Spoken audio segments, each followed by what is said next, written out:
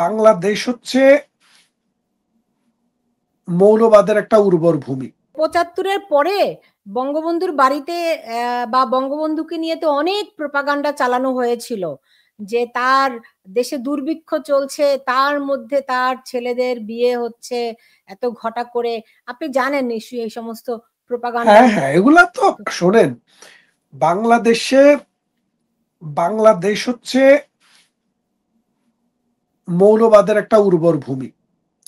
এই দেশ একদিকে সহজিয়ার দেশ, আরেকদিকে এখানে আরো একটা ফ্যাক্ট আছে, এটা হচ্ছে হিস্ট্রিক্যাল ফ্যাক্ট। দেখেন, ভারতবর্ষে বাংলা যে অংশটা, বাংলা এবং বিহার উড়িষ্যা, এটা নিয়ে কিন্তু একটা টেরিটরি ছিল। তখন 1905 সালে বঙ্গভঙ্গ হয়।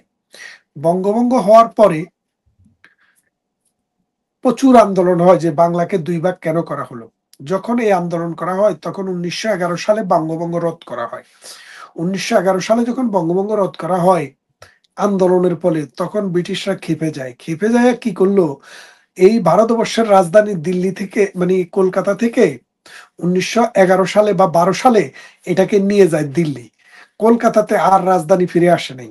অর্থাৎ বঙ্গভঙ্গের প্রতিবাদী, যদিও মানে বঙ্গভঙ্গকে রদ করা হয়েছিল, কিন্তু রাজধানীটা স্থানান্তর করে নিয়ে গেছিল দিল্লিতে। তখন এই বাংলায় মুসলমান হিন্দুর মধ্যে কিন্তু মানে নানান রকমের প্রবলেম ছিল। হিন্দুদের মধ্যে যেমন জাতপাতের ঝামেলা ছিল, মুসলমানদের মধ্যে কট্টরপন্থা চরমভাবে ছিল।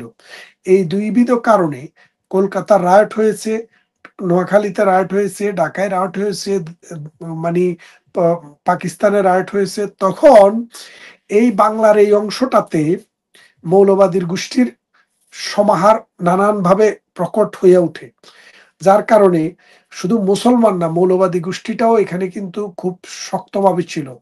যার ফলে 1971 সালে দেশের জন্য স্বাধীনতা নির্ধারণী যে ভোট ছিল, সেই ভোটও কিন্তু পাকিস্তানের মুসলিম পন্থীরা 30 ভাগ ভোট পেয়েছিল। আপনি খেয়াল করে দেখেন, 30 ভাগ কিন্তু কম ভোট না। এরপরে আপনি যদি দেখেন খেয়াল করি, রাস্তাঘাটে মোল্লারা, ওই যে সানাসুর বিক্রেতা যারা হইতো, মনে করেন যে যদি মোল্লা না হইতো তাহলে তারা সানাসুর বিক্রি করতো। এই সানাসুর বিক্রেতারা পৃথিবীর 100, মানে 100 বা 500 ইউনিভার্সিটির মধ্যেও পড়ে না আজাহার। ওই আজাহার মাদ্রাসার থেকে পড়ে আইসা আজাহারই লেখে। এই পীর সাহেবেরা যখন ওয়াজ করে তখন দেখবেন লক্ষ লক্ষ মানুষ বসে থাকে, বলে যে ঠিক কইলাম কিনা, সুবহান আল্লাহ। যেটার মধ্যে সুবহান আল্লাহ যায় এটা তো সুবহান আল্লাহ কয়, যেটার মধ্যে নাউজুবিল্লাহ যাওয়ার কথা ওখানেও সুবহান আল্লাহ কয়া বয়া তাই চিল্লায়। তো এই উর্বর ভূমির এই যে মৌলবাদী গোষ্ঠী, এই মৌলবাদী গোষ্ঠী সবসময় কিন্তু বুদ্ধির মুক্তি এবং চিন্তার স্বাধীনতার বিপক্ষে ছিল। তখন 1930-এর দশকে আমাদের দেশের প্রগতিশীল মানুষেরা একটা সংগঠন করেছিল, যাদের একটা পত্রিকা ছিল, পত্রিকাটার নাম ছিল শিখা।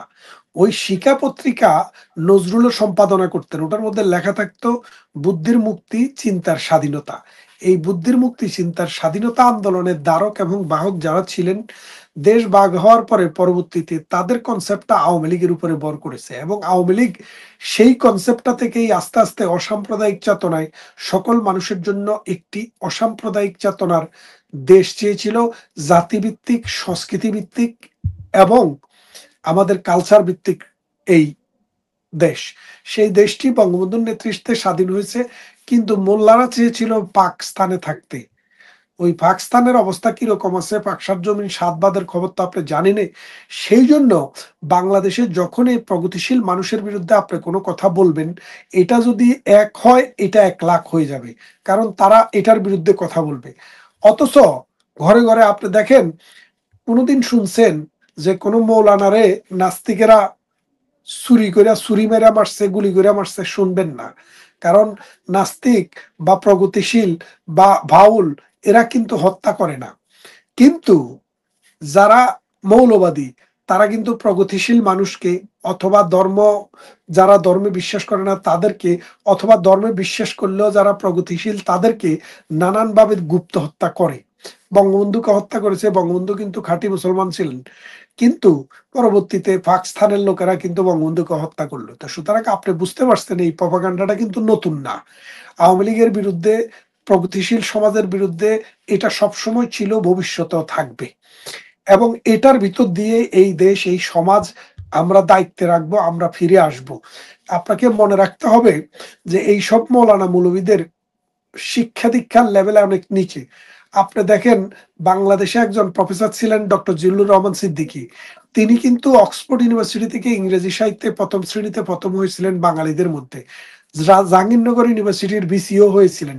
কিন্তু তিনি জীবনে কোনোদিন এই কথাটি বলেন নাই, এই জিল্লুর রহমান সিদ্দিকী অক্সফোর্ডে লেখছেন, লেখেন নাই। হারবার্ডে কেউ লিখছেন, লেখেন নাই। জয়, প্রধানমন্ত্রী শেখ হাসিনার ছেলে জয়, হারবার্ড ইউনিভার্সিটি থেকে পাশ করে এসেছেন, উনাকে দেখছেন কোনোদিন লিখতে হারবার্ডই, লেখেন নাই।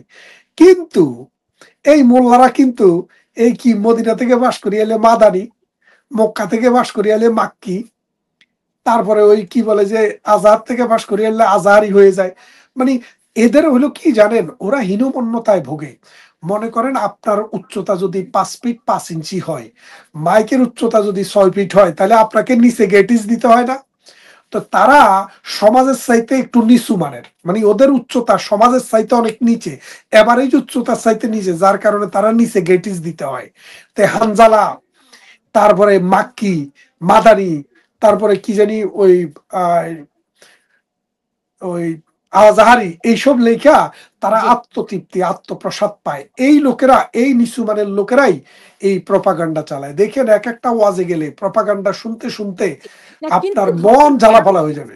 বুঝতে হবে, ধরেন আমারও উত্তরাধিকার সূত্রে আমারও কিছু গহনা আছে, হ্যাঁ, হ্যাঁ, আমি পড়ি আর না পড়ি, উত্তরাধিকার সূত্রে কম বেশি কিন্তু সবারই থাকে।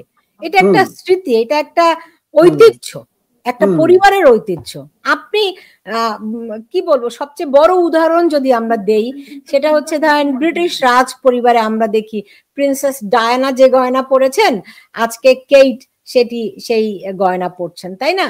তার আগে এলিজাবেথ পরেছেন, তার আগে ভিক্টোরিয়া পরেছেন। এটা ট্রেডিশন।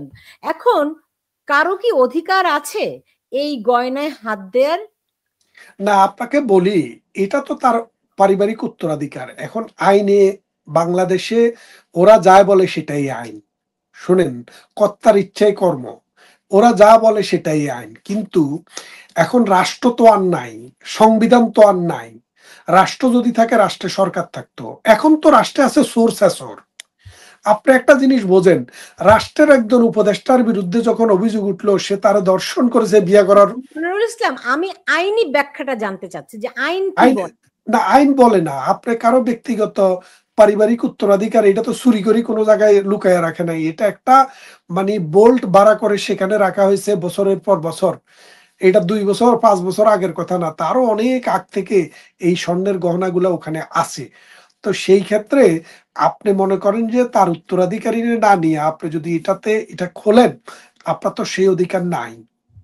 এখন রাষ্ট্র যদি সার্বভৌম মনে করে যে আমি সবে পারি, তাইলে তো আপনাকেও ধরে নিয়ে যাইতে পারে, আমারও ধরে নিয়ে যাইতে পারে, সেটা তো কিছু বলার নাই। এখন দেখেন যে বাংলাদেশে যখন একটা লোক ধর্ষণের অভিযোগ, নারী আইসা রাস্তায় মানে ওপেন এয়ারে বলে, তারে ছিনতাই করে নিয়ে চলে যায়। আপনি বুঝতে পারতেছেন না, বাংলাদেশ তো একটা মাফিয়ারা ক্ষমতায় এখন।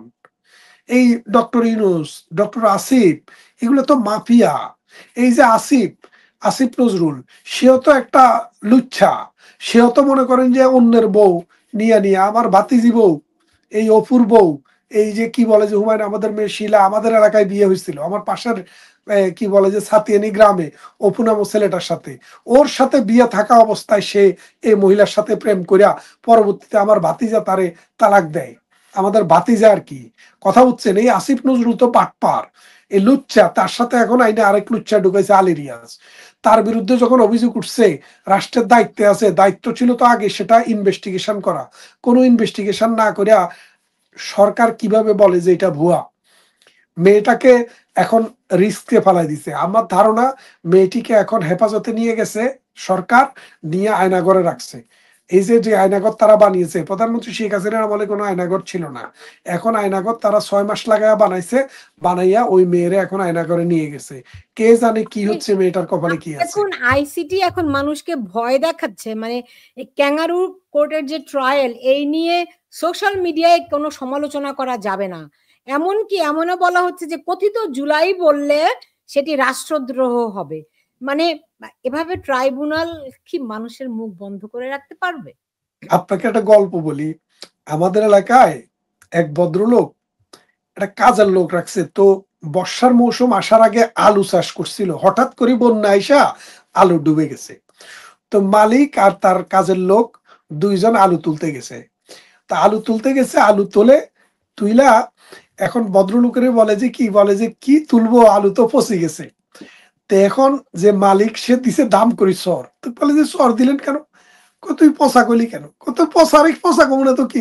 কবি নষ্ট হয়ে গেছে। কারণ ওই বাড়ির মালিকের নাম মানি যে মনিবের নাম হইছে পচা মিয়া। কথাটা বুঝছেন? এখন পচারে পচা বলা যাবে না। হুম, পচারে যদি পচা বলেন তাইলে পচা আপনাকে চর মারবে। বলে যেতে হবে নষ্ট হয়ে গেছে। বুঝছেন? শুদ্ধ ভাষায় বলতে হবে আরকি। পচা বলা যাবে না। তো এখন এই যে এরা যে আইনটা করছে, এইটা যে আইন না, এই আইনে যে এই বিচার হয় না, বাংলাদেশে যে কোনো যুদ্ধ হয় নাই, বাংলাদেশের মানুষ তো বিশ্বাস করে না যে যুদ্ধ হয়েছে। বাংলাদেশে কোনো ধর্ষণ হয় নাই, বাংলাদেশে কোনো দেশান্তরিত হয় নাই। এই মানি ৫ জুলাই থেকে ৫ আগস্ট পর্যন্ত সময় কোনো দেশান্তরিত হয় নাই। কোনো মানুষকে হত্যা করা হয় নাই। বাহিনী নিয়ে যুদ্ধ হয় নাই। কারো ঘর পোড়ানো হয় নাই। যেটা করা হইছে রাষ্ট্রীয় সম্পদ ধ্বংস করা হইছে। রাষ্ট্র চেষ্টা করছে সেই সম্পদ রক্ষা করার জন্য দুষ্টের দমন এবং শিষ্টের পালন। দুষ্টকে দমন করতে যাওয়ার পর কিছু লোক অস্ত্র নিয়ে এসছে, সেখানে হত্যাকাণ্ড হইছে। যদি সরকার প্রধান বা রাষ্ট্রের কোনো দায়িত্বপ্রাপ্ত লোক কোনো এটার যদি ব্যত্যয় ঘটায় তার বিচার হইতেই পারে। সেটা বাংলাদেশে আইন আছে, সেই আইনে হবে। না দেখুন ১৯৭১ আমার সালে জানা মতে আমা আমার জানা মতে ঢাকার নবাব পরিবারের অনেক মূল্যবান গহনা এখনো কিন্তু বাংলাদেশ ব্যাংকের ভল্টে আছে। হ্যাঁ, আছে। থাকতে পারে। এবং এটা হলো পারিবারিক উত্তরাধিকার। আপনার যদি থাকে, এটা তো মনে করেন যে অবৈধ জিনিস তো ওখানে রাখার কোনো সুযোগ নেই। বৈধ জিনিসই ওখানে রাখা হয়। তো কথা সেটা বুঝছেন?